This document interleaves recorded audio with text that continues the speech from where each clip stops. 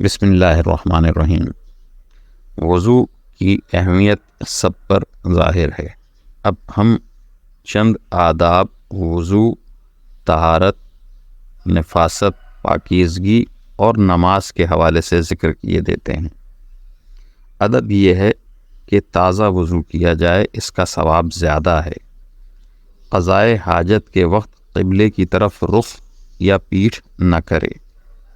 کسی سوراخ میں پیشاب نہ کرو، کہیں اس میں کوئی سانپ یا بچھو وغیرہ کا بل یا کسی اور جانور کا بل نہ ہو۔ جہاں غسل کرنا ہو وہاں پیشاب مت کرو۔ قضائے حاجت کے وقت باتیں نہ کیا کرو۔ جب سو کر اٹھو تو ہاتھ اچھی طرح دھونے سے پہلے پانی کے اندر نہ ڈالو۔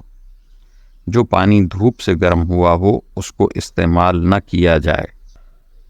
نماز کے آداب۔ نماز اپنے وقت پر پڑھنی چاہیے۔ رکوع سجدہ اچھی طریقے سے خوب خشوع و خضوع سے کیا جائے۔ اللہ تبارک و تعالیٰ کی طرف دھیان لگا کر نماز پڑھی جائے۔ جب بچہ 7 سال کا ہو جائے تو اس کو نماز کی تاکید کی جائے، اور جب 10 سال کا ہو جائے اور نماز نہ پڑھے تو سخت تنبیہ کی جائے۔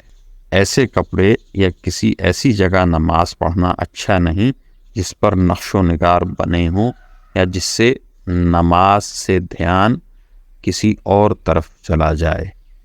نماز میں یکسو ہو کر اللہ تبارک و تعالیٰ کی طرف دھیان لگایا جائے، اور جو کچھ نماز میں پڑھا جاتا ہے اس کو سمجھ سمجھ کر، ڈر ڈر کر، خشوع کے ساتھ پڑھا جائے۔